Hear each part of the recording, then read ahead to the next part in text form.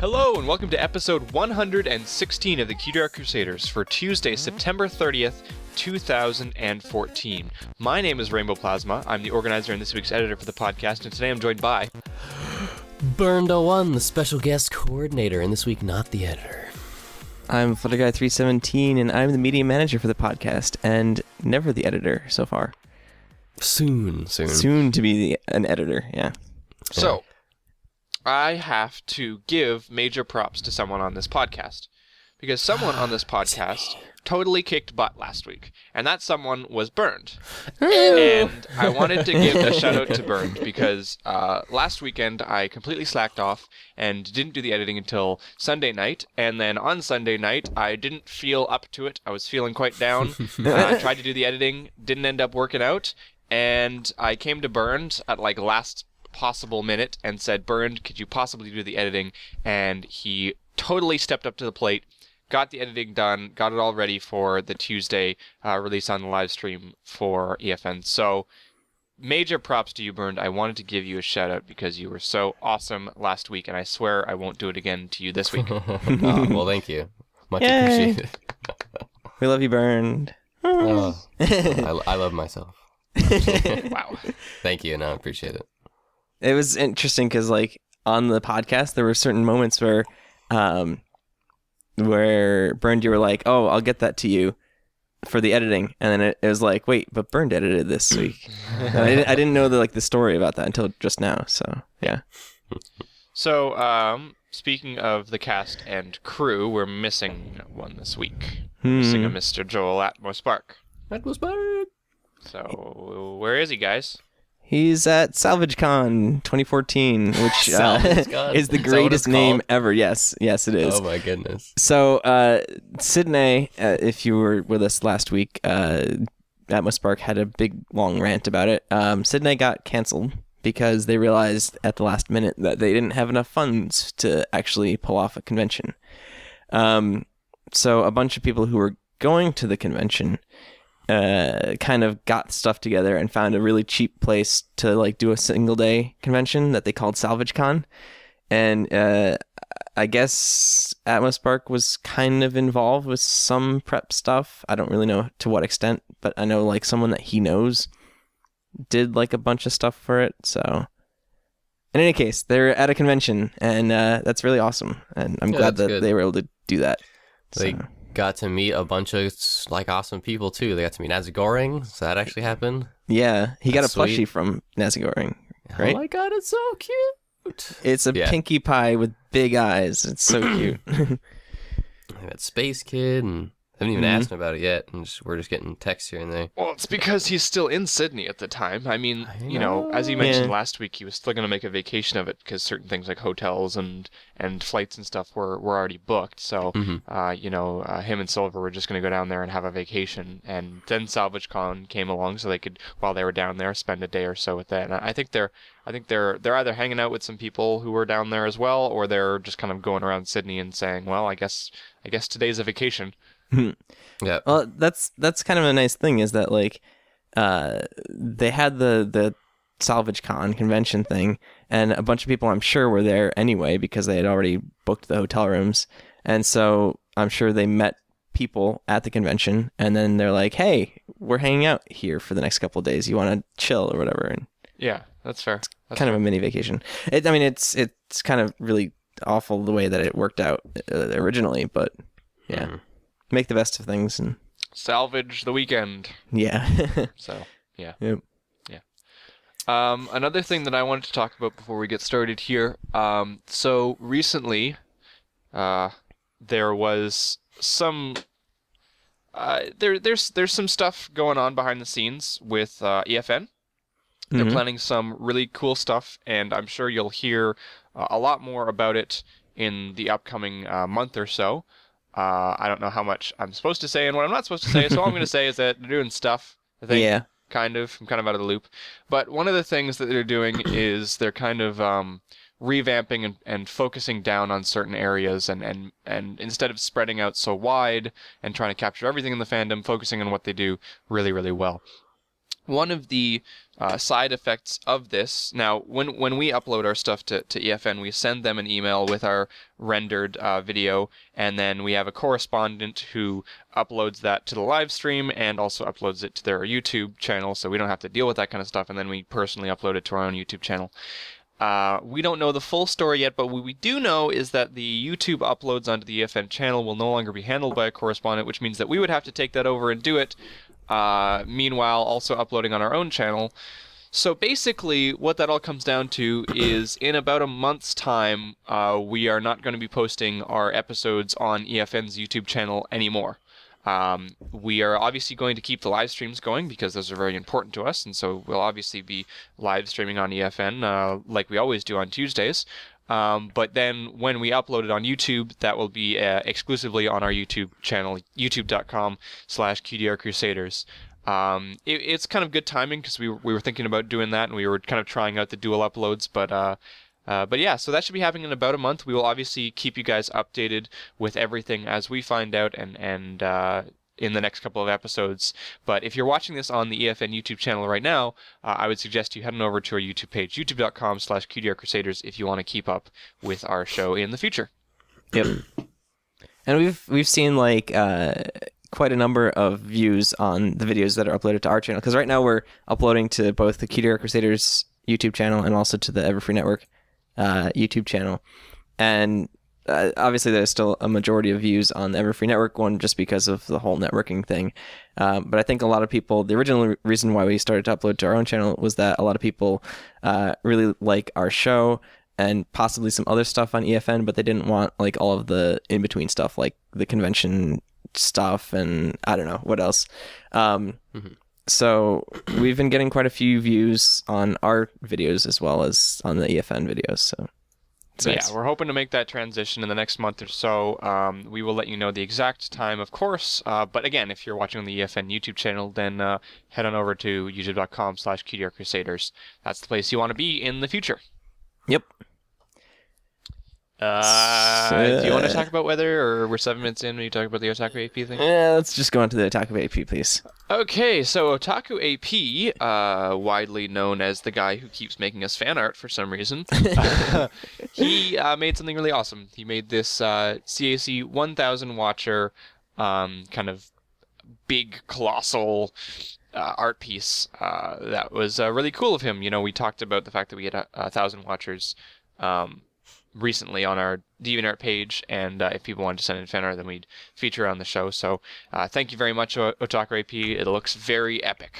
Thanks. Yes. Yeah, we look so like grandiose. Yeah. Bern, did you see the potato chip bag that you're scared of in that picture? yes, I did. Something that was really relevant.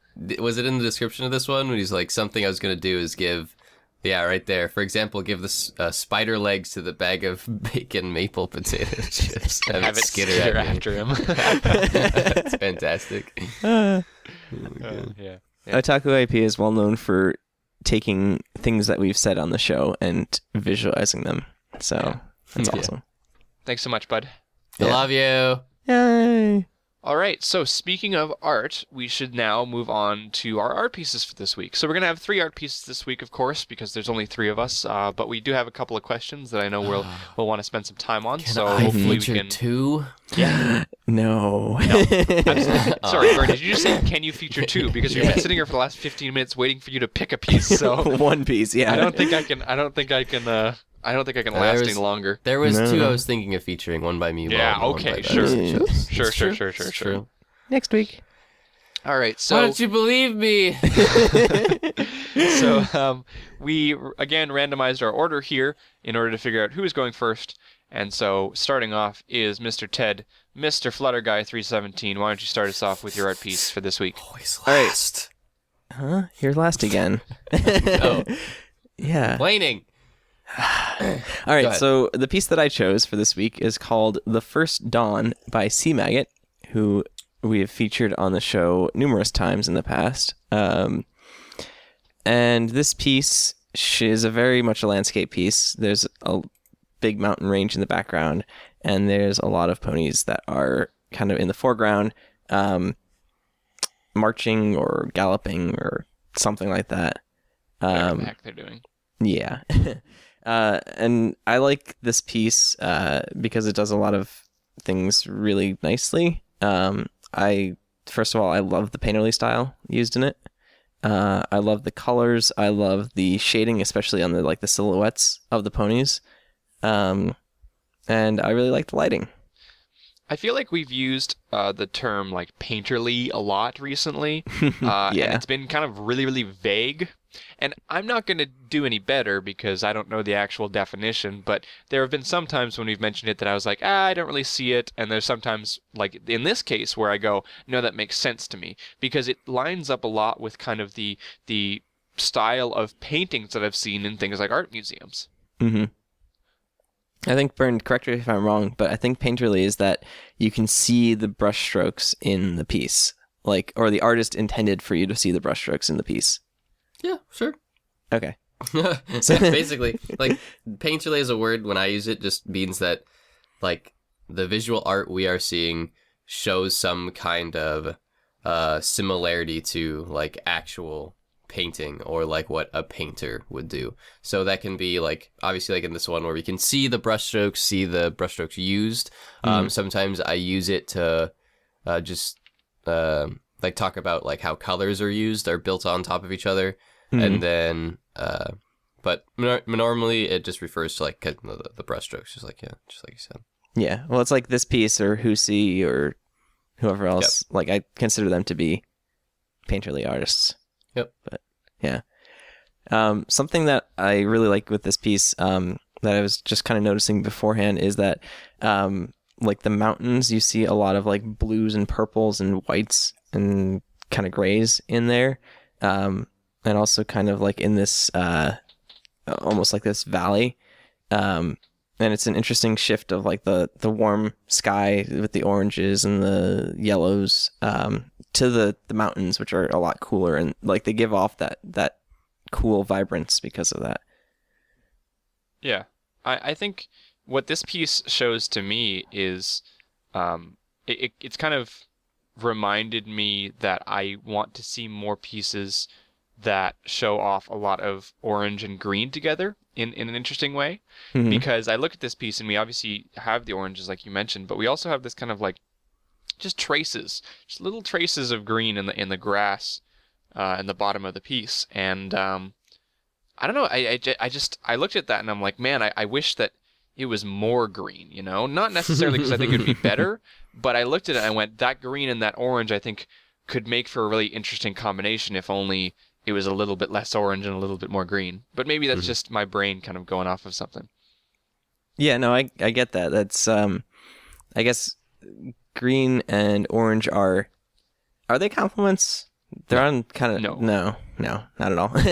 Okay, I don't know where I was going with that then. Well, what I think what you're looking for is like, so green is a color, right? It's blue and yellow. So depending on which color you get closer to depends on what closer of a complement it gets to, if that makes sense. Right, so like the complement of orange is blue. So if you have a green that shifts like a more of a darker green, kind of like a muddier or a more blue green, sort of like how this is almost, then it gets closer to like a direct complement. But just looking at it as a color, just green, and then looking at how like there's a majority of orange, you're like Random Plasma's looking at, he's just looking at how like those colors interact with each other, and he likes that, and I think that's cool. Like it's a really good point. Like there is a very dull kind of like muddy green in the bottom of the piece, and it reacts certain ways with the bright colors that is like the sunset. And like what I see is like, obviously I see the bright yellow like orange like glow on the left, but I also see there's a lot of red used in this piece in the very top that kind of like stripes through the sky, and then there's like a really kind of bright orangish red that's behind the mountain there. So like I see that as kind of like a value of red, especially in like the very top edge, like top left edge. And like that to me kind of reflects like the dull green in like the bottom. So like that's, like everyone sees color differently. That's kind of what I see in comparison. Yeah. It is interesting that like top and bottom are basically complements of each other, kind of. Yeah, I don't know. I really enjoy these kind of landscape pieces, especially when they're done well. And I feel like the painterly style, or at least what I consider painterly style, like this kind of style, kind of does very well because it kind of leaves a lot to your imagination, especially in background stuff, because it's literally just like blotches of color and brush strokes and stuff like that. Yeah. And I mean, not just in the background, I don't think either, but also in the characters. Yeah. I mean, there's not a lot of detail in these characters, and I like the fact that C. Maggot has made the kind of focal characters of this piece, Celestia, Luna, and even the charging ponies. They're all very either in shadows or not very detailed at all, and it's kind of like the scene around them dictates their importance, not their detail or like a focus on the piece. It's very. I've always mentioned this, but there's a lot of artists out there who are afraid of putting important parts of a piece anywhere but like the main focus point, Yeah. And I think it's a really awesome thing to see this piece where not a single one of the characters has anything more than a little bit of detail that's dictated by lighting. Yeah. I mean, you could tell that they're ponies, but that's about it. Yeah. And you can tell that that's Celestia and Luna, but yeah. Yeah, but like they're the most detailed one, and if you were to look at that and say those are detailed, you'd be that's it's a mockery. Yeah. They're not, Well, that's the thing, is like they have details where it matters. So like some of them, especially like Little Pony on the left, but like just the concept of a silhouette is all that we need as a visual reference. Because like the human eye, when we look at things to be visually described, we look for silhouettes. It's one of the easiest recognizable things to the eye, like, is to recognize a silhouette. So like that's kind of what C. Maggot is utilizing here, is all these little silhouettes of the unicorns and Pegasus and ponies and things like that. I gotta be honest, I'm a sucker for good silhouette art. Mm-hmm. and like there's... Go ahead. Well, fine. Oh God, you've turned into me and Joel. I was gonna say there's use of highlights on some of the characters and silhouettes, like the little 3 ponies underneath the mountain there in the middle. Yeah. Right.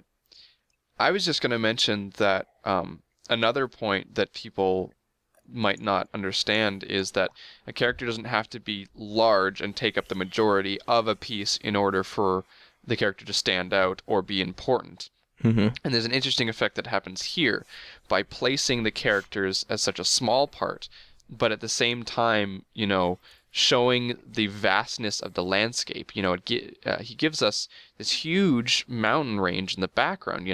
This big thing that we know suddenly that everything else is so big, and so when you see the distance between, say, like Celestia and Luna and all the other ponies, the separation between the two becomes that much more because you have the perspective of how small they are versus how far everything is. So they're really isolated, and that hill isn't just, a little, like, whatever, 100 pixel hill. That's a big hill. Yeah. When you compare it to like the valleys on the right.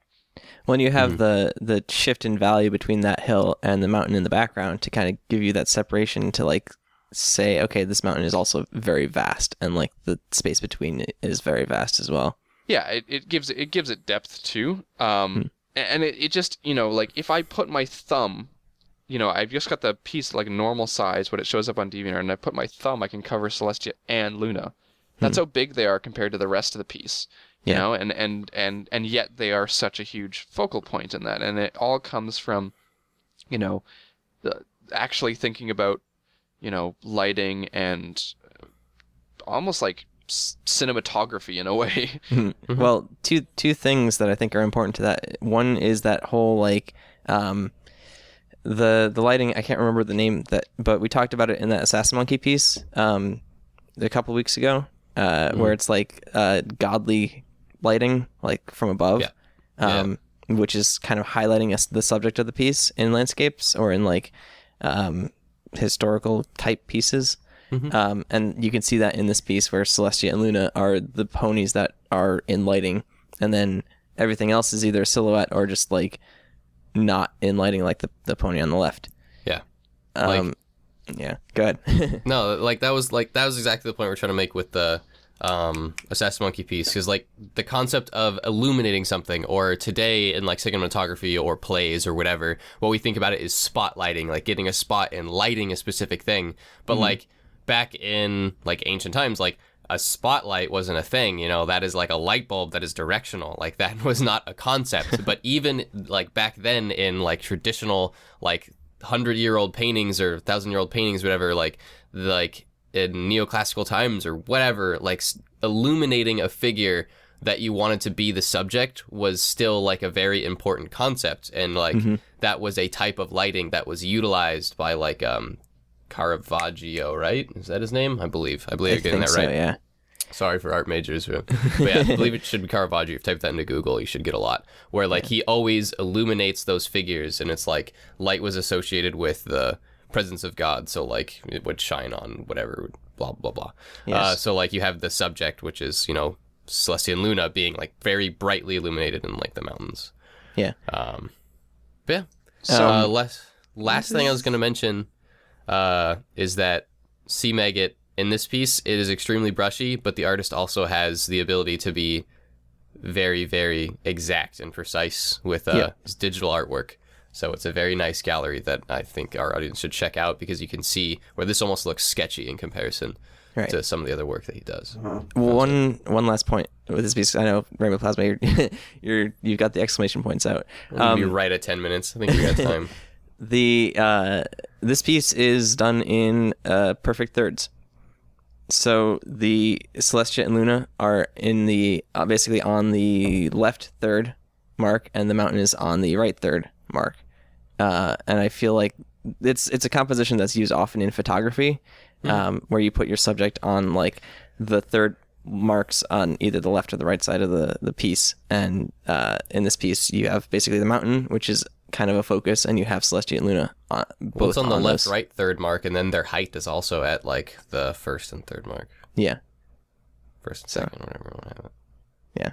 Cool. But yeah, no, that's a good point, like for composition. Also, context behind the piece. The ponies they're not quite charging. In the description it says the Celestia sisters make the first dawn happen after the overwhelming chaos. So it's kind of like this romantic calm after the storm kind of thing. Yeah. Context behind the piece is always fun. Cool. We're good. Okay. Yeah. Yeah, feel free. Yeah, we're good. You're You good. were saying? So, what I was saying was, speaking of illuminating, which you said like 5 minutes ago now. Oh God, I closed my tab. Oh no. Well, let's Speaking of illuminating. Speaking of illuminating. The next piece is my piece. And it's called The Birth of a Rainbow by Luminara. So speaking of illuminating, so I really like this piece. I discovered this recently. It only came out at the beginning of September, but I just discovered this artist last week because Bernd brought up that coffee piece, and I saw this one, and this is really, really awesome. There are some very interesting elements in this piece that we can go over with color, and I'll let the other guys tackle that. But I think the thing that stands out to me the most, and there's two kind of things mixed together, but that it's the centralized location of this piece. It's the face and the hair of Rainbow Dash. She's got a really, really intense look, and it kind of pierces right through all of the crazy other colors in this piece. And I also really enjoy the blend of paint with hair and the way that it's almost like her hair is melting. We've seen quite a few pieces that are like that, and every time that an artist does something creative like that, it's always like a plus in my book. It's good really every time. Yeah. the whole hair into paint thing, it looks good every time. Yeah. So something I noticed about this piece is that there's kind of a combination of different styles. Like if you look at Rainbow Dash, like especially her wings, there's a very loose line work style used on them.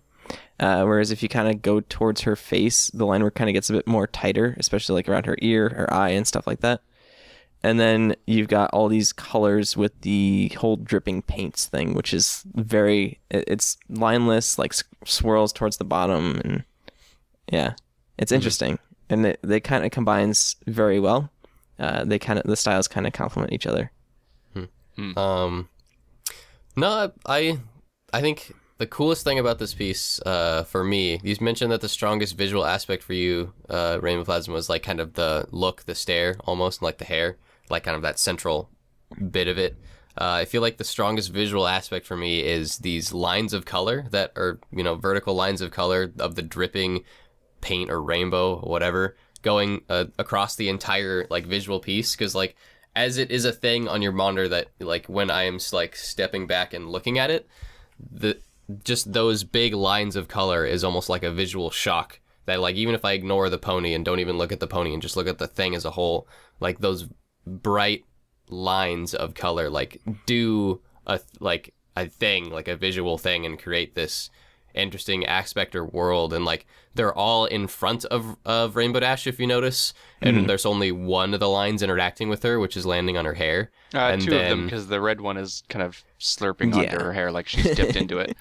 Okay, slightly. Yeah, so it's right next to her head. But then you have pieces where like the blue directly to the right of that is like not on her wing or behind her wing. It's like everything is in front of her wing, which is interesting because there's almost like this space created in like the swirling below her that you would give depth to, basically. Like there's nothing to say implicit that like it has depth there other than like it looks like we can see into it, kind of like a circle or oval, whatever, so like we'd think that would go back in space, but then you have this blue dripping from the ceiling that completely breaks that. It goes in front of the wing when you'd think like visually it would go behind.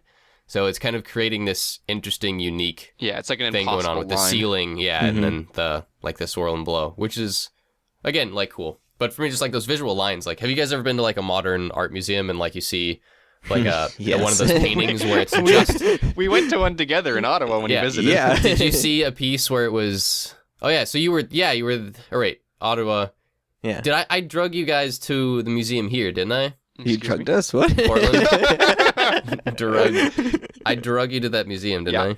Yes, sure, yeah. let's go with that. Well, regardless, at any museum, did you remember do you remember seeing a piece where it's just like visual lines or vertical lines of color just placed next to each other, painted, and that's it? Yes.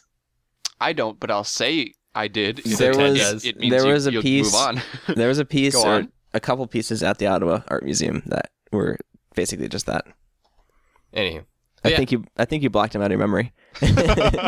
So cool. I end up liking pieces like that because what those are is they're strictly just the comparisons of color. Like they're bright, pure forms of color placed next to one another, and it's what like just that use of color does for like you visually. Like that's what it exists as an artistic object. So like that's kind of what I see in these visual lines that are in the piece. It's just like whatever. Right, so. Yeah. No, it's interesting because each of the lines is a very distinct color, and I don't know if they're like overly saturated, but it's definitely like they do have some saturation to them, and they do kind of stand out against the background. And just like the placement of them is very interesting.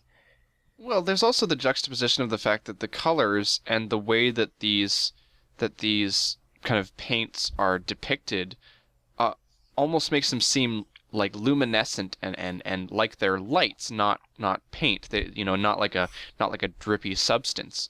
But then you notice the way that it kind of drips from the ceiling, and especially as it hits Rainbow Dash in her head and kind of droops down and becomes kind of paint-like. It kind of provides this double-sided, like you think it's light, but it's also paint. So it's like a paint light thing. Neon. So, yeah, neon sounds. Yeah. It's interesting Neon too. in liquid form. It's interesting because in the background, you'll notice that like there's different color or different shades to the background, different colors to the background, and so I can kind of see where these drips of color would kind of give off that neon kind of feel because there's a dark color behind it or like a less saturated color behind it, and then you get this bright line. Yeah, it's an interesting space in general because it's just so. It doesn't have any context to it, It's just kind of this like cylindrical space that's got these painted clouds in the background, these dripping neon light paint thing. I'm tripping balls right now because like I don't know if I can use that reference on the show, but I just did. Because like before Ted just mentioned it, and that there's like hues, shifting hues in the background, I did not see that at all before this point. Like when I was talking about the visual like lines, those vertical lines of color, I was only looking at those vertical lines and just their like pure color. So everything behind them and in the background seemed like one solid shade of color to me. I thought it was just one just blank shade of like kind of like a dull greenish blue. Like that was it. I didn't see this kind of like rainbow of color that they make. Not at all, not one bit. So I opened your whole world to a new You art did, experience. freaking out. So I have one more thing to say, and it was a little bit about what I talked about at the very beginning here. I wanted to talk about again, kind of like the visual aspect of the gaze in this piece and how it kind of cuts through to me.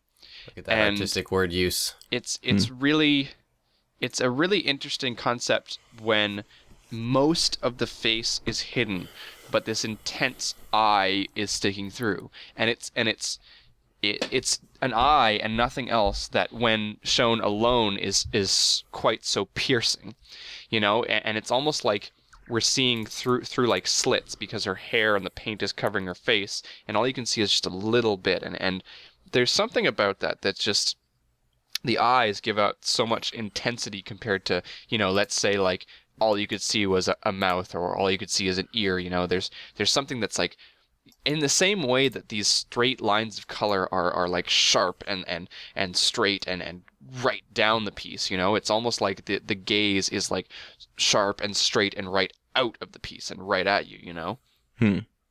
It's almost like, you know, imagine you're in a room with a bunch of walls, and all you can kind of see, you know, you can't really see around the walls because they're all weirdly placed, and then, you know, you just see in the sliver, you see like an eye, and it's just like, Oh, God. whoa, that would really catch your attention, right? Like, in a creepy way, or yeah, I was thinking of like horror movies, I guess, a little bit. yeah. But yeah, I always find it amazing how much emotion people can pack into very small places. And this is an example of that, where a lot of emotion is packed directly into not even a half of a face. You know, the wings and the body pose and everything like that, else like that, only contributes in a very, very minor way, but the eye itself contributes the majority of the emotion in this piece, which is really cool.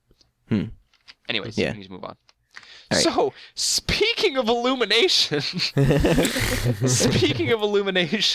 Illuminati, Burned, are you part of the Illuminati? I don't think so. Did you get this next person banned from DeviantArt, Burned? Because we can track you down and we can find you. I don't think so. I'm I pretty think we sure they got all themselves know. banned by their own devices. I'm pretty Yeah. sure they got themselves banned by their own devices. What do you mean, Burned? I don't know. Speaking of illumination, this next piece is a great one, Burned. Why don't you go on about it? Thank you. So this piece that I chose, it's been in my favorites gallery for a while. I really like it because I think it's really pretty. But it's called Fluttershy by Aurora, I think we featured before. Sorry, did you have a stroke there? A little bit. So I don't know why I like this piece a lot. I just think it's really pretty. It's like sorry. It's like you've actually had a stroke. Are you okay? It's not at all like you, Burn. Hey! So this right here, this horse picture is beautiful, and I like it, and I hate you. Anyway, Damn these horses. it's like, it's extremely, what is the words I'm looking for? Flowy? Light. It has a high lightness. It has a high saturation and a very high value. It is not dark. It's very pastel. That is the word I'm looking for. And it's like subtle. I'm trying to dig up adjectives here, but it's not a very like strong use of value and heavy-handed like depths of color. Everything's very light, very pleasant, and it's like it has this gradient of these extremely pastel colors that kind of goes throughout the entire piece, and it's very peaceful and it's harmonious, I guess. Yeah, it definitely gives off like a happy vibe, and I think the colors have a lot to do with that.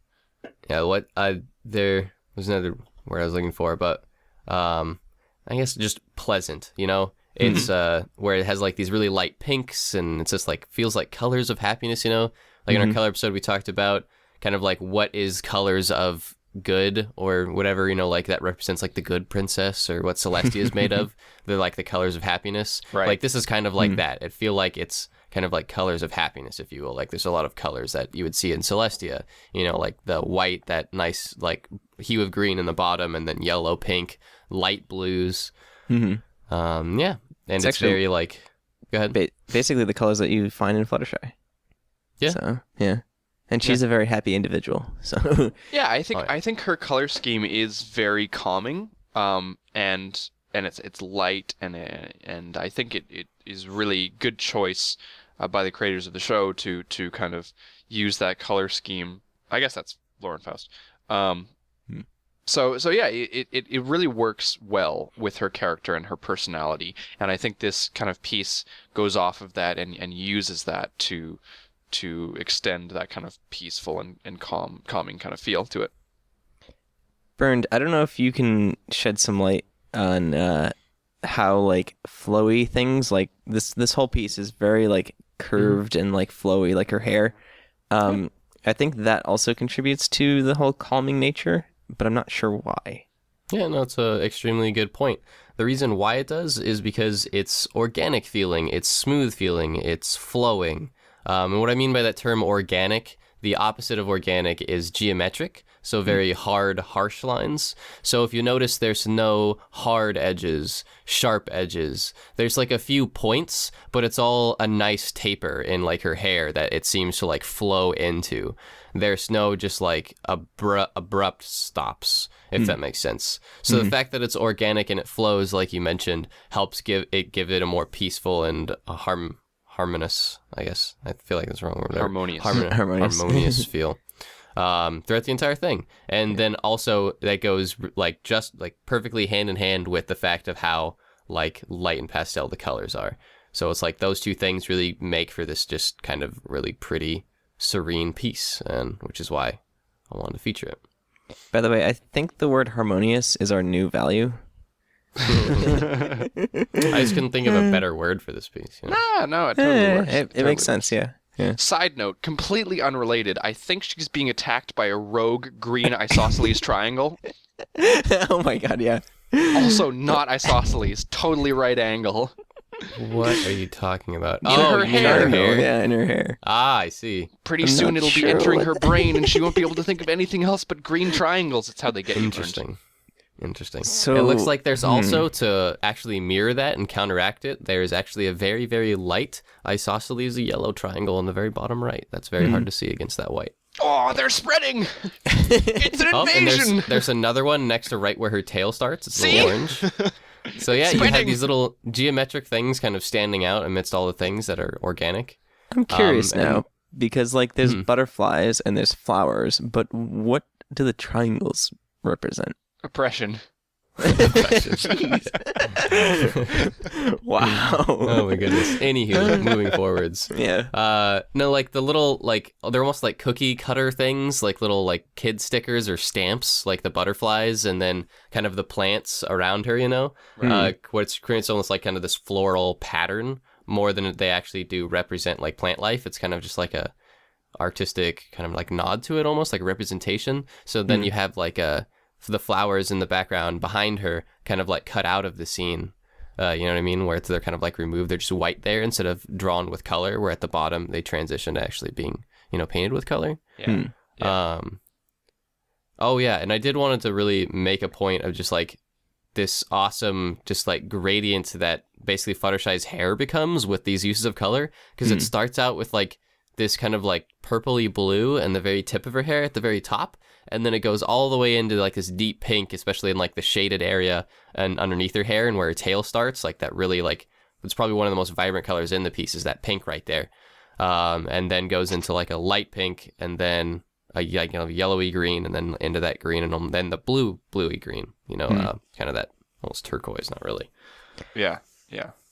Well, the gradient in her hair and the gradient in the background kind of give the only depth to the piece. Like there's not really a shift in value. It's really just this changing gradient of colors that kind of, give it a little bit. It's not, obviously it's not there's not a heavy use of depth in this piece, but without that, it would be very flat, I think. And Well, I mean, the people who are watching this podcast, not us, because we're the only three who won't see this, but who are watching the podcast will be fortunate enough to have the side-by-side view of the piece and then the piece sans color. So, just focusing on the value of it. So you guys can see for yourself kind of how interesting the piece looks when you take out all of these vibrant color changes and get to take a look directly at the kind of saturation and the value of the piece. See, like, I really love stuff like that, because when you do make a painting like this where you're not using value, all of the work is done in how you use hue and how you use specific colors and put them against each other. So, like, all the uses of shadow and, like, shading are all done in color. So, like, the pink shadows underneath Fluttershy, she's, like, sleeping there underneath her, like, legs and stuff. It's all done in, like, a deep pink, or even, like, how her body is shaded. It's just, like, a deeper shade of yellow. Like, you could definitely say there's a little use of value in there, but it's almost like an orange. Like, it's not so much the fact that it's darker, it's the fact that it's the color doing the work for you. So, and so in a piece like this, it becomes, like, all almost entirely about how the artist uses color versus how they use other artistic kind of devices, if you will. Yeah. And I feel like a lot of times there's artists that kind of try and focus on either going with value or mostly with color. And we've seen a lot of really well done pieces for both. And obviously then you get artists that combine them very masterfully, like landscape painters and stuff like that. But yeah, it's always interesting because I don't think you see a lot of pieces that mainly use color instead of like a mix of color and value. I try to find those when I can because I really enjoy them. Oh yeah, and just like I just kind of want to point it out. It's kind of obvious, but like her tail isn't doing anything like I feel like it's getting closer to the camera. You know what I mean? Because there's like two ways you could go with placing Fluttershy in the background at the top of the piece like that. You could create like a sense of forced perspective where it looks like her tail is getting huge and we're like right sitting in front of it or something. And, it's has like or like has orthogonal lines, whatever. And like, there's this sense that it, like it goes back into space. But there's not really a lot of that at all in this piece. It's kind of just Fluttershy like lying, like sleeping on this little plane of space that we can kind of tell on the top of it with like grass around her. And then the rest of the piece of the artwork is just like the depiction of her tail and like this giant like swishy like entity. And like the plants and stuff, they don't have any perspective to them. They're just, like I mentioned, they're like stamps. They don't create like space or depth. So it's kind of like this little wonderland where it's just like, artwork to be pretty rather than create a visual representation of space. The artist isn't really trying to do that too much, with the exception of like obviously making Fluttershy look believable and then adding some grass to the edge of her hair. Right. This piece kind of, last note, this piece kind of reminds me a little bit of like some Japanese decorations, like the paintings that are kind of hung. I can't really like picture it exactly, but I'm picturing in my mind like just like some Japanese decorations that are paintings that are done mainly for just visual appeal. Yeah, because those pieces, they did not have a realistic representation of space. They just stacked on top of each other. Right. Yeah, no, that's actually, I learned about that. And early like Renaissance paintings and like Gothic paintings, they did the same thing where you just had like the areas of marching men like placed one on top of each other, and they just like space just stacked on top of itself, like it was this stacking of areas, and there was no like perspective kind of stuff. There is no perspective use in the piece. It's just kind of like this map or laid out. That's actually a really good point. Forgot about that. I tuned out for like 5 seconons, and all of a sudden it became about stacking, and I'm so confused. Welcome back to the conversation. Anyways, it's because in ancient times they didn't understand like how to like accurately depict the use of orthogonal lines and like perspective or something. The Greeks discovered it, and then it was forgotten in medieval times and then rediscovered in the Renaissance.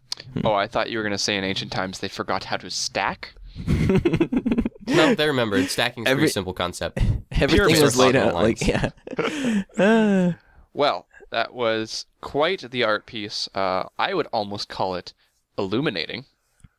So, speaking of illumination, we have some questions here, and I'd like to illuminate them to you.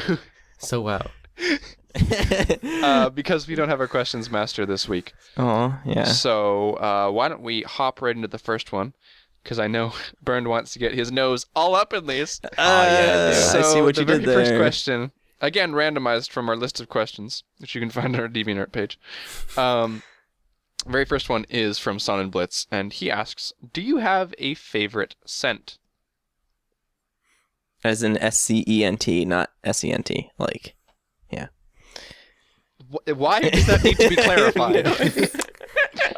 Yes, it is the one scent, the only I like scent. pennies. Funny. Bernd, tell me about your smells. Oh, the smells that I've had. So Dr. Seuss kind of thing. my favorite answer to this question is, do I have a favorite scent? Is yes, I have many favorite scents. But one that really stands out to me is I love the smell of certain kinds of plastic, specifically Xbox controllers.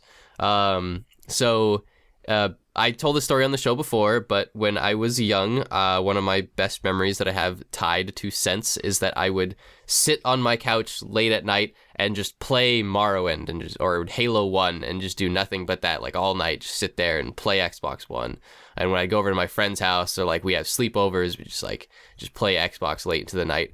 And when I sit there on the couch, is I would have the controller like right up against my face, like right underneath my nose, and I would be smelling the inside of the old Xbox controllers, and I would smell that kind of like raw, like newly made plastic smell, and I loved that smell, and like it became attached with good memories that from my childhood. So now whenever I smell that kind of like synthesized plastic smell, I associate it with like those old memories and stuff, and I really like that smell, and so I associate it with good things, whatever. So like recently I bought a new case fan for my computer. I opened it up and the fan like was made out of like that same kind of plastic, and I was like, oh, nostalgia. Yeah. Bernd, sniffing fans since 2014. Ooh, speaking of sniffing fans, Sonnenblitz, you're German. What? Excuse me? So recently in German class, I've been taking German in college. I just started a first course of German. I've taken German in high First school. chapter, smelling Germans. So I'm talking. So my dad is German. So because of which, my dad's like really German, like born in Germany, like immigrated here. We always eating German food and stuff, and we always have really, really good German bread around. So in German class, the German bread came up, like a concept of it, and it reminded me how much I love the smell of bread. And I realized I'm also a weirdo because I sniff Germans and because I sniff bread. So like whenever we go to a restaurant or something, and they'll give you fake, or they'll give you bread or fresh bread or whatever, like German fresh bread. Or not specifically German bread, but any kind of fresh bread, and they put it down at your table, I'll always smell that fresh bread. Like, I love the smell of just, like, fresh baked bread. I don't know, so just, like, I love, like, tearing open bread, and, like, I'll smell it, because it's delicious. I just have this image of you, like, sitting down at, like, an Olive Garden, and they bring out the bread, and I just look away for a second, I look back, and you just got, like, a breadstick shoved right up your nose. I could just picture you with, like, a mustache made out of bread. So while I was ranting about bread, my niece quietly walked in, stuck sticky notes to my desk because she didn't want to interrupt me while I was recording, and then patted me on the shoulder and walked out, but closed the door loudly and started yelling at the dog outside. Did the sticky notes say, "Oh my God, stop smelling Germans"? No, she found the brushes for my dog. Anyway, go on. Okay then. Well, Sorry for the... no, it's okay. okay. It's not we were smelling related. Germans. I apologize. We'll go back to that. Okay. Strange, Okay. but I'll allow it. Anyway, yeah, so smells I like. We'll just recap. I love the smell of plastic and like Xbox controllers because it gives me good memories, and I really, really love the smell of fresh bread. That is like one of my favorite scents. So, like smells and scents. You're done. feel You're like- done. I'm sorry. No. Why did we let him recap? No. Smentiles. No. Stop. Oh my God, Ted, please tell us about your scents, My sense. if you have any left after this podcast. Oh, God. What are your favorite smentiles? Germans. My my favorite scents are actually the French. No. The next question that we're going to get in our stupid inbox is going to be, what kind of people do you smell the most? No, I really like certain scents associated with fall. So like I really like the smell of apples, and especially like apple pies, and like apple strudels, things that are made out of apples, and also like pumpkin pies. Oh yeah, you're a pumpkin spice girl, ain't you? Yes. Apple strudel, apple pie, apple shrimp burgers. Go on. So you like fall stuff, huh? I think it just again it's tied to like good memories of like going to orchards to pick apples, or like picking pumpkins in a patch, or baking apple pies or pumpkin pies and stuff. And I don't know, it's just really nice memories. An apple continuity here. There's some connection here between the apples. Yeah. What does it Pony mean? bias. I This can't apple help smells it. like a German. Okay. This episode. This episode's called Sniffing Germans.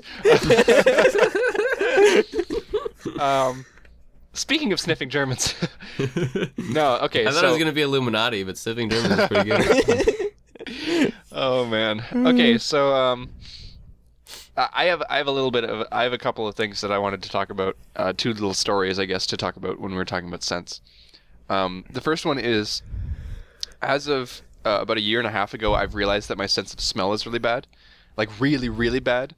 It happened because I was out at Everfree Northwest, and I was staying with Bernd, and Ted was there as well, and you guys were constantly Sniffing smelling things? stuff. Okay. So we And- were sniffing things. Okay. And Not Germans. like not like Germans. like it was happening all the time, where something would happen, and like it'd be like, oh, do you smell that or whatever, and we'd be around like Seattle or whatever, and it would keep happening, and every single time I'd be like, no, and I would like actively try and smell it, and I couldn't smell it, and I realized that my sense of smell is awful. Question. We went to a rose garden when we were there. I barely smell anything. Yeah? Yeah, Wow. that was Just one stuck of the my biggest. face in those roses. That was one of the biggest indications to me. We went to this really nice rose garden on Canada Day, I believe. Yes, And, 'cause you so wore your July flag. 1st. Yeah, like a dork. We went to the Portland Rose Gardens, and then we went into the Japanese The Japanese gardens as gardens. well. Yeah, the Japanese garden Yeah. too. So if you're And from Portland or been to yeah, Portland, so you know like that. I obviously smelt it, but like you guys were like, oh wow, these are really like smelly roses, and I was like, I don't really smell that much, So I have a weird sense of smell. I can't really smell stuff. Like it doesn't mean that I can't smell stuff, but I think that there are just a lot of scents that I have trouble smelling. So I think my sense of smell is really bad. Which is weird, because I never knew Interesting. that before, and then 20 years into my life, it's like, by the way, you suck at smelling.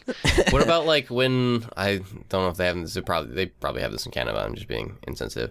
But what about if you walk by like a Cinnabon or like a coffee shop Yeah, or something? so I'll smell Like, you that. smell those just because it's so strong. It's weird because, like, I can tell when like a smell is strong, and there are certain scents that obviously I can smell stuff, but it's like there's a lot of things that are more subtle that are just like nothing for me. Like Subway is really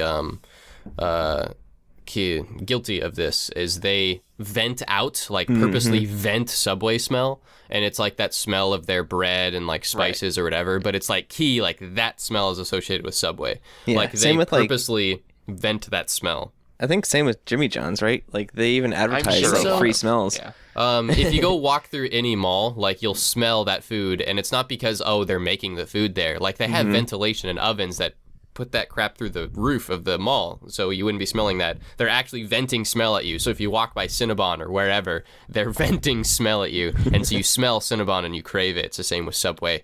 Same with I think coffee McDonald's machines does it in- as well. Yeah, coffee machines in grocery in stores. stores. Yeah. Like I'll be walking by Winco, or I'll be walking in Winco, like one of the stores here on the West Coast, and I'll be walking through there, and then all of a sudden you'll hear this, and it's the coffee machine, like spraying coffee smell at you, like, and it does that. It's like, oh God, it smells like coffee beans. Gah. Yeah. Yeah. So yeah, it's weird. It's like there's a barrier to entry in my nose. So like, if it's a strong smell, then I'll smell it, of course. But like, I don't know. There's a lot of the more subtle ones that just don't register with me, which is really weird. That being said, I do have a little story from this week. It's very quick. So I was walking down the street back from work when all of a sudden I smelt a very strong smell, and it smelt like boats, like the kind of engines that boats run on, and it's this very kind of like gassy, raw gas smell, And I turned to my right and I realized it was this really, really old like Ford truck. And I realized that the engine was just crappy. Yeah. But it's like I immediately flashed back to like up at the cottage, like out with out with my dad on like a boat. We'd start up the boat or whatever, So it's like I don't know. It was really weird because I turned and I was like, oh, it's not a boat, it's a car. Ugh. But yeah, in general, I've got a weird sense of smell, and it's definitely worse. It's not like worse across the board, but there's definitely differences, and my sense of smell sucks, kind of. So yeah, it's interesting because I think most of our favorite scents are just related back to memories that we've had. Yeah, and I mean that still happens for me. Oh, and side note, my sense of taste is kind of related to that because taste is closely related to scent. But usually it's to my benefit. Like people will talk about things that don't taste that well, and I'm like, yeah, it doesn't taste like anything to me. So yeah, I can see that. Because scent is two things. Scent is the strongest thing related to memory, and it's also the strongest thing related to taste. Yeah. And it is like obviously is a huge component to what you do taste. Yeah. So like that's why it's like me remembering me gaming when I was little is so strong. It's something. It's called a mental anchor. It's the fact that something that happens to me or something that I smell is specifically rooted to a memory or a feeling of mine. Which it's because our sense of smell is located really close to our sense of memory. That's not sense. That's not sense. Don't. God. Well, where memory is stored. Actually, it's where memory is encoded. We have over 30 senses. Oh, for God's sake! Don't start this. Shut up. It's true, but yeah. So basically, the place in our brain that registers scents also is the place that encodes memories. So when you have a scent and it encodes the memory, it gets very closely tied together. Well, our olfactory nerve, I guess, is like located the closest to the brain out of any of our other immediate senses, like sight and stuff like that. It's your sense of smell is like the closest to the brain because like you're. So the part of the brain that senses the smell is the closest to the brain. Like the like your physical schnozzle is the closest thing to your brain lobe. I would argue that your eyes are actually closer. No, because your olfactory nerve nose is capacity, part of your your brain, smelling part actually. is behind your eyes. It's in your skull. Yeah, your olfactory nerve is, I believe, is part of your brain. This has gone to weird places, and that's saying something considering how this podcast has gone. So we're gonna move on from the science part, and we're gonna move on to our second question. So does that mean that when I smell Germans, Germans are the closest thing to my brain? Yes. r/ask science or certain other ask science blank subreddits. Okay, so moving on to the second question. Didn't we have? Okay. We have another question? Yeah, we do have another question. So the second question is from Yala Wolf. I feel like we're starting to get the same questions here. It's probably because they've asked like 50 billion of them, and when we randomize, I might have to do a weighted randomization. Anyways, she asks, who is your favorite MLP FIM villain? And that does not include antagonists. So it does not include people like Gilda or Trixie or things like that. Actual I feel like villains. we have done this question before. Some of it. And I would have to say that I really enjoyed the aspect of Nightmare Moon and how that played with Luna. Luna! So that's that. I really liked Tyrek as a villain. I really enjoyed his whole introduction. I think that was kind of the darkest point in the show so far, which was really cool. And he actually had some good like character backstory and stuff. So yeah, he did have quite the epic backstory. Yeah. That is the English sentence I wanted to say. My favorite is Discord. Said that a couple times. Oh, that's a good point. Yeah. I just really love Discord. I consider him a villain. Yep. Don't really give a crap about Well, I mean, he was a villain at some point, so it counts. He was a villain, and I love just the aspect and that he was a pure chaotic being. I enjoyed that. Yeah. Yeah. Cool. Also, shout out to Chris Lisk because she's cool too. Anyways, And John Delancey's voice does wonders.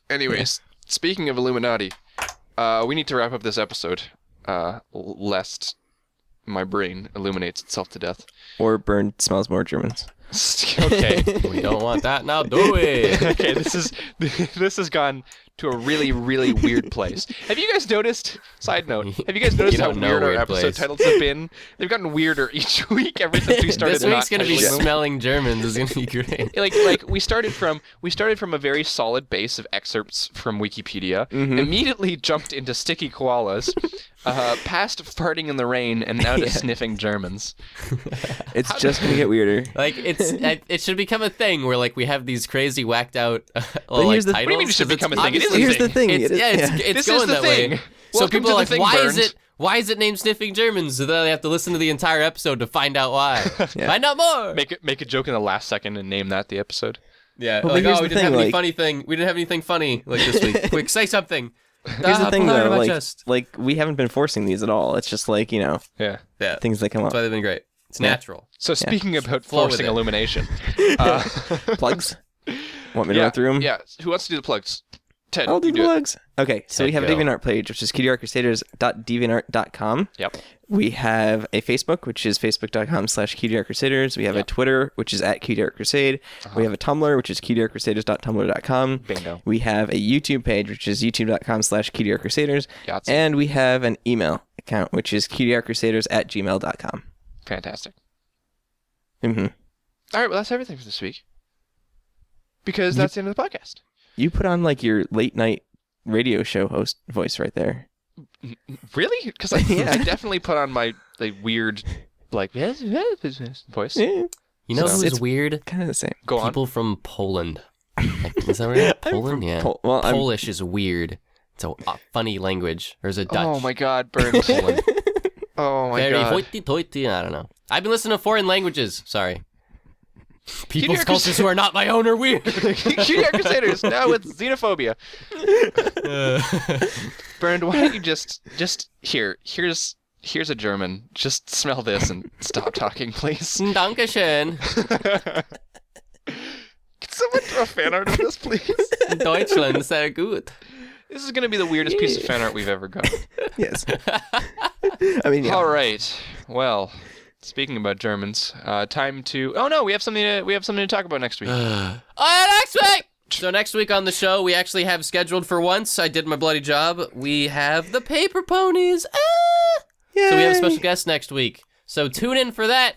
I'm pretty sure for that Atmos Bart can't make it next Paper week Ponies. because of that.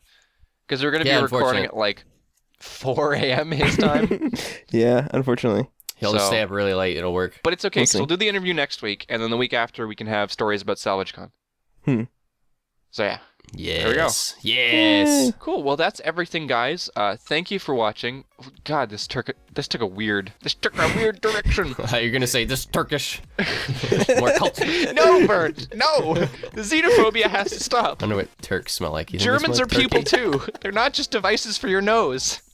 I just picture like you remember in like Spaceballs the movie where like he opens up the canned air and like smells it. I just feel like I could get like canned Yes, German Spaceballs and just like references. This is open, exactly what open the up show like needs. open up canned German. Just like speaking of opening cans, I love the smell of energy drinks. Whenever I open an energy drink, I smell that. It's so good. You just swore. We have to cut that. Yeah. Oh my God. Thank you for watching. Whether or not you're on the live stream or on YouTube, we love you all the same. My name is Rainbow Plasma. My name's Burn to One. I'm Flutterguy317. Don't forget to smell your Germans. I'll see you guys next week. Bye.